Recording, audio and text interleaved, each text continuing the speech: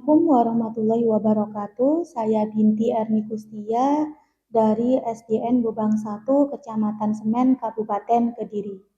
Calon guru penggerak angkatan 11. Pada kali ini saya akan melaksanakan kegiatan wawancara bersama dua kepala sekolah, yaitu tentang pengambilan keputusan berbasis nilai-nilai kebajikan sebagai seorang pemimpin ketika mengalami dilema etika. Selamat menyaksikan. Assalamualaikum warahmatullahi wabarakatuh. Selamat pagi, Bu Heni. Waalaikumsalam warahmatullahi wabarakatuh. Selamat pagi, Bu Tia. Bagaimana kabar Ibu hari ini? Alhamdulillah, baik, sehat. Terima kasih Ibu sudah bersedia meluangkan waktu untuk berbagi ilmu dan pengalamannya. Ibu, pada pagi hari ini saya mendapatkan tugas yaitu wawancara kepala sekolah. Dan saya akan menyampaikan beberapa pertanyaan kepada Ibu mengenai dilema etika terkait pengambilan keputusan berdasarkan benar dan salah dalam kepemimpinan sekolah. Dan saya harap pengalaman Ibu akan sangat berharga bagi saya nantinya. Terima kasih. Ya, untuk pagi hari ini Ibu akan siap berbagi pengalaman dengan Bu Tia dalam penyelesaian beberapa masalah tentang keputusan yang diambil oleh pimpinan sekolah dalam hal ini tentang dilema etika. Baik Ibu, kita mulai pertanyaan yang pertama Ibu. Selama ini bagaimana Ibu dapat mengidentifikasi kasus-kasus yang merupakan dilema etika atau bujukan moral, Bu? Untuk kasus-kasus yang seperti penjenengan tanyakan tentang dilema etika atau bujukan moral. Yang pertama saya akan identifikasi kasusnya dulu. Jadi kita lihat dulu kasusnya itu termasuk yang mana. Jika ada dua hal bertentangan di mana dua-duanya benar, maka itu disebut kasus dilema etika. Sementara jika ada dua hal yang bertentangan, yang satu merasa benar dan yang satu salah, itu merupakan bujukan moral. Itu. Baik Ibu, berarti yang pertama dilakukan itu identifikasi dulu ya Bu, kasusnya apa. Baik, untuk pertanyaan kedua Ibu, selama ini bagaimana Ibu menjalankan pengambilan keputusan di sekolah Ibu, terutama untuk kasus-kasus di mana ada dua kepentingan yang sama-sama benar atau sama-sama mengandung nilai kebajikan, Bu? Ini masalahnya rumit ya. Betul, jadi Bu. Ketika pimpinan harus memutuskan satu keputusan, kita harus menganalisa dulu kasus ini bagaimana. Setelah itu keputusan diambil selalu ada dampak. Jadi kita pertimbangkan dampaknya, dampak dari keputusan yang kita ambil. Itu menurut saya seperti itu, Bu. Iya, betul Ibu.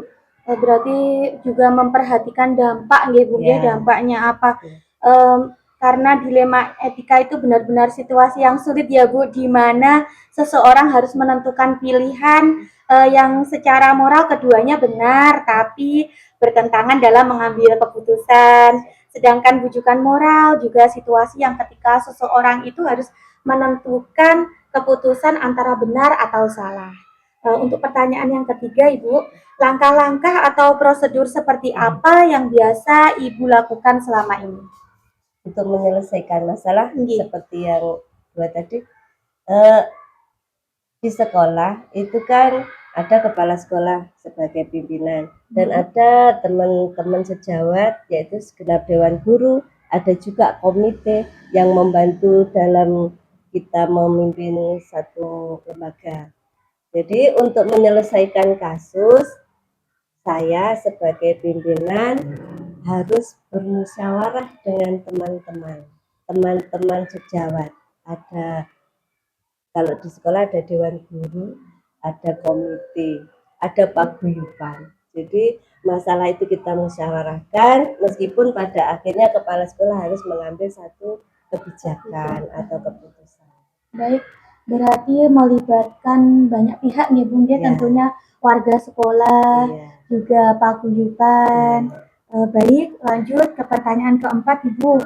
Hal-hal apa saja yang selama ini Ibu anggap efektif dalam pengambilan keputusan pada kasus-kasus dilema etika? seperti jawaban yang tadi. Jadi untuk memecahkan satu masalah, kita analisa kasusnya. Setelah itu kita berkoordinasi dengan teman sejawat. Setelah itu berarti kita musyawarah. Ketika dalam satu musyawarah sudah ada keputusan, kita mediasi dengan pihak yang mempunyai masalah dengan kita. Jadi kita musyawarah, kita mediasi, setelah itu kita memecahkan satu masalah. Baik Bu, untuk hal-hal apa saja yang selama ini merupakan tantangan dalam pengambilan keputusan pada kasus-kasus dilema etika Bu? Tantangannya, tantangan yang utama setelah kita mengambil keputusan atau sebelum mengambil keputusan yang harus saya pertimbangkan adalah konsekuensi dari keputusan yang kita ambil. Jadi itu penting kita pertimbangkan gitu ya dalam mengambil keputusan apapun. Jadi kita nanti sebelum memutuskan kita musyawarah, kita pertimbangkan konsekuensi dari keputusan yang kita ambil. Jadi ke depan tantangannya apa? Jadi konsekuensinya apa ketika kita sudah memutuskan satu. Lebih ke dampaknya ya Bu, dampaknya nanti apa? Baik, untuk pertanyaan selanjutnya Ibu, apakah Ibu memiliki sebuah tata kala atau jadwal tertentu dalam sebuah penyelesaian kasus dilema etika? Apakah Ibu langsung menyelesaikan di tempat atau memiliki sebuah jadwal untuk menyelesaikannya? Bentuk atau prosedur seperti apa yang Ibu jalankan? Kalau menurut saya yang sudah saya lakukan ya, kalau ada masalahnya kita analisa dulu. Kalau ini masalahnya ringan dalam arti bisa diselesaikan secara musyawarah langsung, kita putuskan langsung, jadi kita putuskan. Saya putuskan dengan yang bermasalah. Ketika masalah ini berat dan tidak bisa diputuskan langsung, kita ambil langkah-langkah yang tadi, kita musyawarah dulu, kita komunikasikan dulu, kita mediasi, baru kita selesaikan masalah bersama-sama. Seperti itu. Baik, untuk pertanyaan selanjutnya ya Bu ya, adakah seseorang atau faktor-faktor apa yang selama ini mempermudah atau membantu Ibu dalam pengambilan keputusan dalam kasus-kasus dilema etika Bu? Terima kasih. Seseorang yang mempermudah pimpinan dalam menangani masalah ya rekan sejawat. Jadi kita selesaikan secara kolektif kolegial secara keilmuan. Jadi di sekolah itu tetap ada pimpinan, ada dewan guru, ada komite, ada paguyuban. Jadi semua masalah kita selesaikan bersama-sama. Jadi keputusan ini mengandung keputusan yang adil, yang bijaksana. Jadi semua bisa memberikan masukan, solusi. Jadi seperti itu. Itu mempermudah kinerja kita sebagai pimpinan. Untuk pertanyaan yang terakhir Bu, dari semua hal yang telah disampaikan, pembelajaran apa yang dapat Ibu petik dari pengalaman Ibu dalam mengambil suatu keputusan dilema etika tadi Bu? Ini keputusannya, kesimpulan dari pembahasan kita hari ini. Kesimpulan dari pembahasan kita yaitu kembali ke tadi, pimpinan sekolah atau pimpinan apapun ketika mengambil suatu keputusan terutama di masalah dilema etika itu kan ada konsekuensi, ada resiko, ada tantangan yang harus dihadapi. Jadi ketika kita memutuskan suatu keputusan, kita harus mempertimbangkan resikonya, konsekuensi setelah keputusan itu kita ambil. Kalau bisa resiko itu juga mengandung nilai keadilan. Terima kasih Bu Heni atas penjelasannya, sangat membantu saya dalam memahami lebih dalam tentang dilema etika dalam kepemimpinan sekolah ya Bu ya. Terima kasih sudah meluangkan waktunya untuk menjadi narasumber saya pada hari ini Bu. Sama-sama Bu Tia, semoga apa yang kita bahas hari ini bermanfaat untuk profesi kita sebagai pendidik, sebagai pemimpin pembelajaran, pemimpin sekolah pada nantinya, insya Allah, dan itu bisa menjadikan kita seorang yang benar-benar bijak dalam mengambil satu keputusan, terutama masalah dilema etika. Betul. Baik, terima kasih banyak Bu Heni. Saya pamit dulu. Wassalamualaikum warahmatullahi wabarakatuh. Waalaikumsalam warahmatullahi wabarakatuh.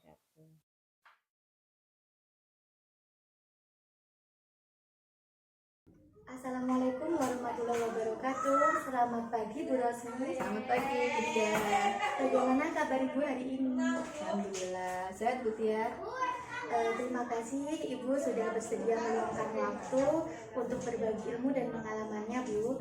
Ibu, pada hari ini saya mendapatkan tugas yaitu wawancara kepala sekolah, dan saya akan menyampaikan beberapa pertanyaan kepada Ibu mengenai dilema etika terkait pengambilan keputusan berdasarkan benar dan salah dalam kepemimpinan sekolah. Dan saya berharap pengalaman Ibu akan sangat berharga bagi saya nantinya. Baik, langsung saja pertanyaan yang pertama nih Bu Rosi. Selama ini bagaimana Ibu dapat mengidentifikasi kasus-kasus yang merupakan dilema etika atau rujukan moral Bu?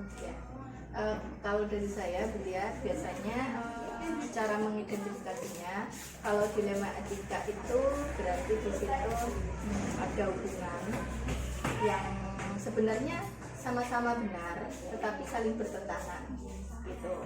Tapi kalau rujukan moral itu hubungannya jelas antara benar dan salah gitu. Itu yang paling mudah menurut saya untuk mengidentifikasinya. Iya betul, itu merupakan situasi yang sangat sulit ya Bu. Iya, kalau di mana seseorang harus menentukan pilihan begitu ya Bu, yang secara moral keduanya benar tetapi bertentangan dalam mengambil keputusan. Sebaliknya rujukan moral juga seperti itu ya Bu, benar versus salah gitu ya Bu. Dan pertanyaan yang kedua Ibu, selama ini bagaimana Ibu menjalankan pengambilan keputusan di sekolah Ibu, terutama untuk kasus-kasus di mana ada dua kepentingan yang sama-sama benar atau sama-sama mengandung nilai kebajikan? Ya. Yang utama bagi saya mempertimbangkan dasar pengambilan keputusan. Jadi di situ kan terkait dengan nilai-nilai kebajikan, lalu berpihak pada murid dan juga dapat dipertanggungjawabkan. Itu yang utama terlebih dahulu. Baru setelah itu saya mungkin mempertimbangkan prinsip, paradigma, dan juga kalau bisa mungkin saya melaksanakan 9 langkah pengambilan dan pengujian keputusan. Baik ya. Yang ketiga ya Bu, langkah-langkah atau prosedur seperti apa yang bisa Ibu lakukan selama ini Bu, yang biasanya Ibu lakukan selama ini?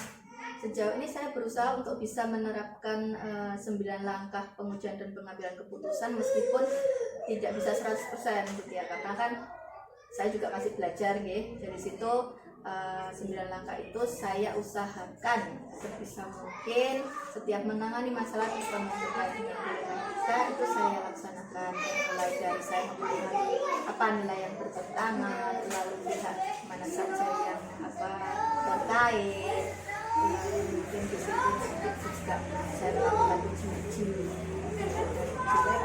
polisi dan sebagainya, sampai yang terakhir saya harus melakukan refleksi atas keputusan yang sudah saya ambil. Nah, yang saya titik beratkan mungkin pada refleksinya. Jadi setiap pengambilan keputusan saya harus melakukan refleksi apakah sudah tepat keputusan yang saya ambil gitu. Baik, berarti berpacu pada 9 langkah gitu ya. Iya betul. Bisa Untuk mungkin selanjutnya yaitu hal-hal apa saja yang selama ini Ibu anggap efektif dalam pengambilan keputusan pada kasus-kasus dilema etika, Bu? yang menurut saya efektif jika yang pertama saya bisa membedakan apakah kasus tersebut dilema etika atau bujukan moral. Kalau dilema etika kan berarti ada prosedur yang harus kita laksanakan, tapi kalau bujukan moral kan otomatis ada peraturan yang dilanggar. Nah, kalau peraturan yang dilanggar berarti kan memang ada konsekuensi yang harus dijalani kan. Tapi kalau itu terkait dengan dilema etika berarti ada prosedur yang harus kita laksanakan. Lalu yang kedua tentunya saya harus memahami dasar pengambilan keputusan yang tadi sudah saya sampaikan, juga prinsip pengambilan keputusan, paradigma itu juga itu harus saya pertimbangkan. Berarti tidak langsung mengambil keputusan saja nih, Iya, Bu, harus ada banyak dasarnya hal. juga Iya, ya. betul. Untuk selanjutnya, Bu, hal-hal apa saja yang selama ini merupakan tantangan dalam pengambilan keputusan pada kasus-kasus dilema etika? Ya. Karena setiap kasus itu kan ya tidak selalu sama pelakunya, maka di situ yang menjadi tantangan utama menurut saya adalah bagian ini, latar belakang, lalu karakter pihak yang terkait itu kan sangat menentukan bagaimana saya harus mengambil keputusan. Lalu yang kedua mungkin adanya tekanan emosional juga. Saya ada kekhawatiran juga mungkin keputusan saya ambil kurang tepat atau kurang sesuai. Nah, itu kan juga termasuk tantangan juga. Lalu yang terakhir tentunya kalau mungkin keputusan yang saya ambil itu kurang tepat, apakah saya sudah melakukan refleksi? Kalau memang belum, berarti harus saya lakukan. Itu juga tantangan. Jadi mengingat saja apa kekurangan dari pengambilan keputusan saya. Siapa tahu ada kekurangan di situ. Karena kan setiap kasus siapa tahu berulang. Nah, kalau berulang berarti kan ada sesuatu yang kurang tepat dalam penanganannya. Lebih ke refleksi, Ibu, Iya, berarti. betul. Untuk selanjutnya, Ibu, apakah Ibu memiliki sebuah tata kala atau jadwal tertentu dalam sebuah penyelesaian kasus dilema etika? Apakah Ibu langsung menyelesaikan di tempat atau mungkin sebuah jadwal untuk menyelesaikannya, bentuk atau prosedur seperti apa yang Ibu jalankan? Ya. Kalau sejauh ini tata kala jadwal itu tidak ada. Yang saya utamakan adalah bahwa setiap kasus atau setiap permasalahan yang terjadi itu harus segera diselesaikan. Dan kalau untuk prosedurnya tentu saja saya biasanya tentunya memanggil pihak-pihak yang terkait, lalu mendengarkan dari beberapa sisi yang memang pihak-pihak tersebut sampaikan gitu. Nah, dari situ baru saya bisa mempertimbangkan sesuai dengan dasar pengambilan keputusan ya. Nah, setelah saya mengambil keputusan, nah kembali lagi tadi saya harus melakukan refleksi. Jika memang dirasa itu kurang tepat maka harus diperbaiki. Kalau memang sudah tepat ya berarti dipertahankan keputusan yang sudah saya ambil seperti itu. Baik, berarti melibatkan banyak pihak juga, Iya, Bu, ya. betul. Untuk pertanyaan selanjutnya, Bu Rosi, adakah seseorang atau faktor-faktor yang selama ini mempermudah atau membantu Ibu dalam pengambilan keputusan dalam kasus-kasus dilema etika? Ya. Kalau seseorang tentu, Ya. jadi semua pihak yang terlibat itu baik nanti peserta didik, guru, staf ataupun wali murid atau mungkin warga sekolah yang lebih luas gitu. Itu kalau mereka terkait dengan permasalahan yang sedang dihadapi atau kasus yang dihadapi, tentunya mereka akan membantu memberikan informasi yang relevan. Lalu kalau yang lainnya, faktor yang lain tentunya dari segi komunikasi, koordinasi itu juga bisa membantu. Jadi kan kita saling bersinergi dalam menyelesaikan sebuah masalah, itu juga termasuk faktor yang membantu. Dan juga kematangan secara emosional. Kadang-kala kan kita kalau berhadapan dengan beberapa anak gitu, terutama yang terkait dengan peserta didik itu kan dengan karakternya yang beragam itu, siapa tahu itu bisa memicu kita secara emosi. Itu juga butuh kematangan emosional dalam menyikapi sebuah permasalahan. Itu menurut saya gitu ya. Baik, berarti penting juga ya Bu ya peranan warga sekolah, pihak-pihak yang terlibat tentunya itu sangat penting juga. Iya. Untuk pertanyaan yang terakhir ini Bu, dari semua hal yang telah disampaikan, pembelajaran apa yang dapat Ibu petik dari pengalaman Ibu dalam pengambilan keputusan dilema etika Bu? Kalau untuk pembelajaran terkait pengambilan keputusan dilema etika ya, yang pertama bahwa seorang pemimpin baik itu pemimpin pembelajaran di kelas atau mungkin pemimpin di sekolah seperti kepala sekolah, itu harus tahu apa sih yang dimaksud dengan dilema etika gitu. Kalau mereka sudah tahu kan bisa mengambil keputusan yang tepat gitu, karena kan ada beberapa hal yang harus dipertimbangkan.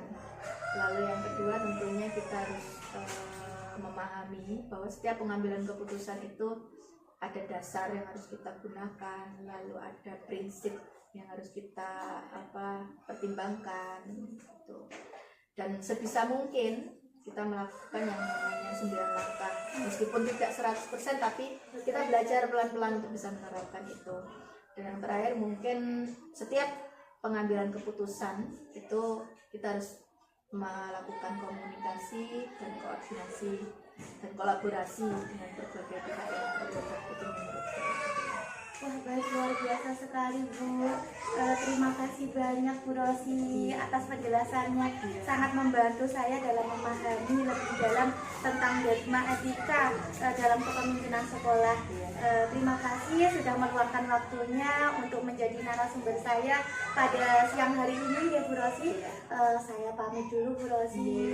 Terima kasih. Wassalamualaikum warahmatullahi wabarakatuh. Waalaikumsalam warahmatullahi wabarakatuh.